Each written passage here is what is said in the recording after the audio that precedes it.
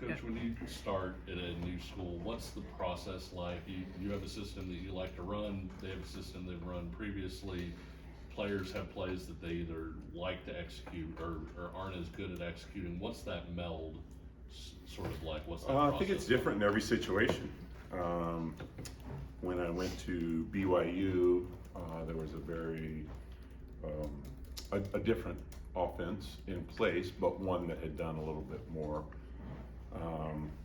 And so there were some things that they knew, some things they didn't, but there was a need for a fresh start, and the head coach wanted that. So it was a start over in terms of terminology and to some extent style as well. At Baylor, definitely there was a desire for a change in style and terminology, and to a large extent the play style was different. And so you had teams that had not been successful, teams with new players.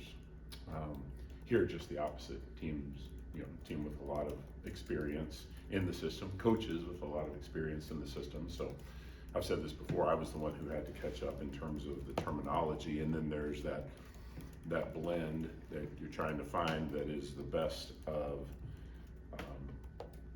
what they've done, what you've done, and then what a new year brings. I think every year brings a new year, and you're always trying to play to the strengths of your players. And so if I was at another school, it would look different, and whoever is at the same school for another year, you're still making changes that next year to try to play to the strengths of what you have. How do you think that blending process has gone so far? Like, over the course of this year, would you see yourself adding more stuff you had done before, adding more stuff the players had done before? Do I see myself adding more from here? Is that what you're asking? I was just saying either way. Do you find yourself adding more stuff you had done before at your previous stops, more stuff the players had done before you were here? I think we've settled in pretty close to what we're going to do. Every week there are some tweaks in how you do things, and one defense might present the opportunity for a play that you haven't run before. But before the season begins, you sort of decide what your playbook's going to look like, and then each week you narrow that down to the pieces that are best for that week. Just curious, looking back at Saturday, what did you see from Jalen, big picture? I think whether it's Jalen or any particular player, just wish you had a few more plays that had gone our way, and I think that could be said of any position. And there are some things that we're doing well, some other things we're not doing as well. The bottom line is, can you score more points than the defense yields? And we haven't done that yet. When you look at, Luke's had a pretty good year so far, but when you look at Q and Arnold, I'm sure they would rather have done more than they have. Do you force feed it to try to get a guy going like that? Is that part of how you can kind of help them along, or how does that work? I think there's a balance there. I think there's a balance between featuring people who are being productive and then still trying to get some other guys going. And we've certainly tried that. I think if you watch the games, you'll see that. And then there are times too. It's not.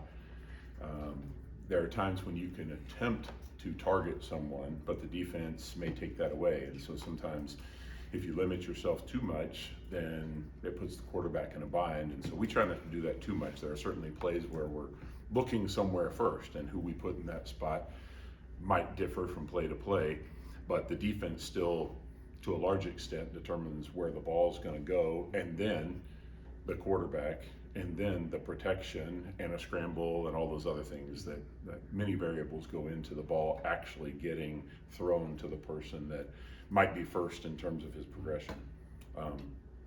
In short, yes, we've tried, but again, there's a balance. How much do you feel like you need those guys to find that next We need level? everybody. Yeah, we need everybody.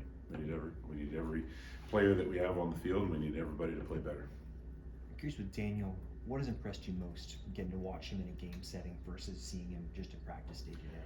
I think a player like him that plays with a physical nature, you're always going to appreciate it more when it's live. And those plays in practice where you blow the whistle whenever somebody gets tagged or thudded up, now instead of it being a gain of 5, now it's a gain of 7 or 8 or maybe even more than that. But just his aggressive style. But the thing I would say that I'm probably impressed the most with is if you watch him last year and you look at how he's playing now, I think you see a difference in terms of his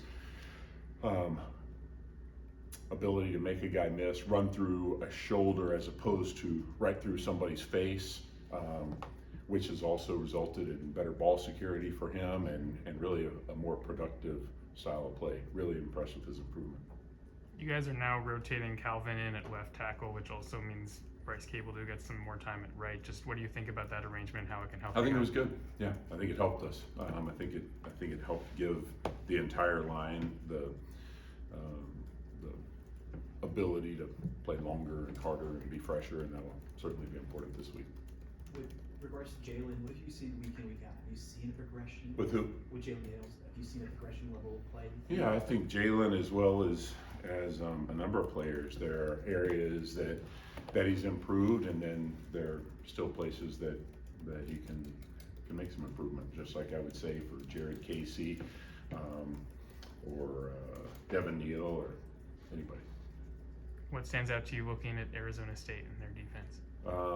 A really aggressive bunch. I mean, the ball snapped and they try to go get the football and done a nice job with turnovers.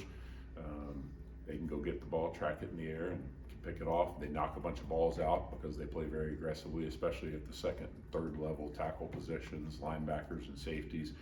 Very aggressive and really physical. I could be totally wrong in this, but it feels like a lot of the passes from Surely Jalen. I've never been wrong. Have been outside the numbers. Is there something that schematically defenses are doing that keeps you guys from going between the numbers? Is it something else? No, I don't think, to some extent, yes, there are times the defense can do things, particularly when you're talking about throwing the ball down the field.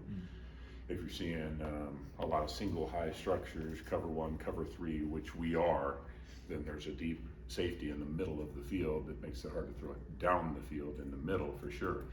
If you're seeing more of your zone pressure 3 deep stuff, then there are seams underneath. If you're not, you're seeing 3 and 4 man rush with 3 deep, then there are a lot of people underneath in those zones as well. And so sometimes the best place to go is out there. But I think we've tried to spread the ball, and to some extent the defense does dictate where the best spots are. Anything else, Coach Grimes? All right, guys. Thank Good you. to see you.